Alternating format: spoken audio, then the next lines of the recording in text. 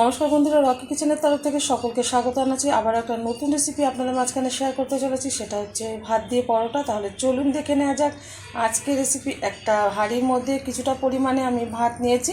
প্রথমে ভাতটাকে আমি মিক্সিতে ভালোভাবে পেস্ট করে নেবো, তারপরে কীভাবে পরোটাটা বানাবো সেটা আপনাদের মাঝখানে শেয়ার করব। ভিডিওটা প্রথম থেকে শেষ পর্যন্ত দেখবেন, আশা করি আপনাদের প্রত্যেকের ভীষণ ভালো লাগবে। ভাতটা সুন্দরভাবে এই যে মিক্সিতে পেস্ট করে নিয়েছি, এখন একটা পাত্রে ঢেলে নিচ্ছি। ভাতটা এই যে পাত্রের মধ্যে নিয়ে নিয়েছি।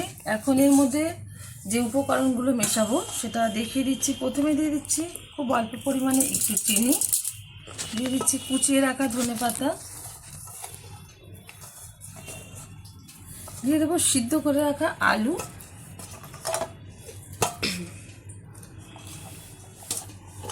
দিয়ে দিচ্ছি খুব সামান্য পরিমাণে একটু অরগানো, দিয়ে দেবো স্বাদ মতো লবণ,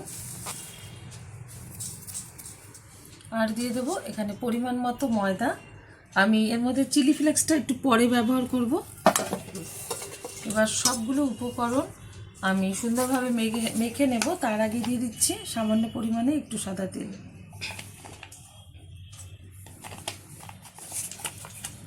ভালোভাবে যেহেতু আলু আছে একটু চটকে চটকে মাখতে হবে হাত দিয়ে। এতে কিন্তু কোনো জল ব্যবহার করতে হবে না, কারণ আলু আর যেহেতু পেস্ট করা ভাত আছে, এতে সুন্দরভাবে কিন্তু তৈরি হয়ে যাবে একটা ডো। ভাবে কিন্তু মেখে নিয়েছি। এখন এর মধ্যে দিয়ে দেবো কিছুটা চিলি ফ্লেক্স।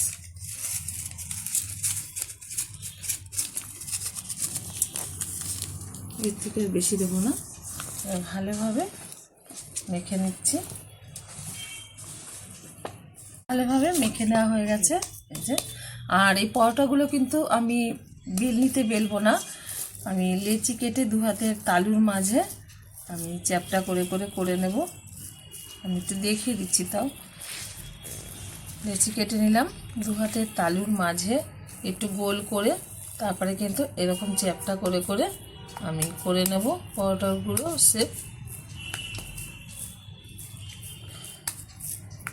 প্রত্যেকটা পরোটায় এরকমভাবে শেপ দিয়ে নেব। পরোটাগুলো ভাজার জন্য ওভেনে একটা তাওয়া বসিয়ে তাতে দিয়ে দিচ্ছি কিছুটা পরিমাণে ঘি। আপনারা ঘিয়ের বদলে সাদা তেল দিয়ে এটা ভেজে নিতে পারেন বা বাটার দিয়ে ভেজে নিতে পারেন। ঘি দিয়ে ভাজলে বেশি ভালো হয়, আর খেতেও ভালো লাগে, ভালো একটা ফ্লেভার আসে। যেটা আমি এই যে দেখিয়েছিলাম, এটা আস্তে করে এর উপরে ছেড়ে দিচ্ছি। এবার সুন্দরভাবে সময় নিয়ে আমি ভেজে নেব। আমার এই রেসিপি যদি আপনাদের ভালো লেগে থাকে, আপনারা অবশ্যই আমার চ্যানেলটিকে সাবস্ক্রাইব করবেন, লাইক করবেন, শেয়ার করবেন।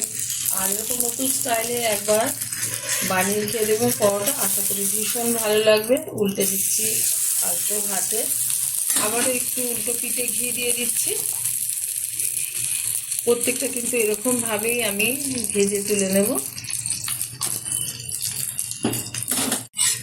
পরোটাটা কিন্তু উল্টে পাল্টে ভালোভাবে আমি ভেজে নিলাম, তুলে দিচ্ছি একটা পাত্রে।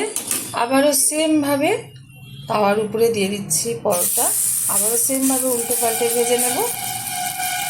সবগুলো পরোটাই কিন্তু সুন্দরভাবে ভেজে নিয়েছি। আর এদিকে পেঁয়াজ দিয়ে আলু দিয়ে তরকারি করে নিয়েছি, কাঁচা লঙ্কা চিড়ে।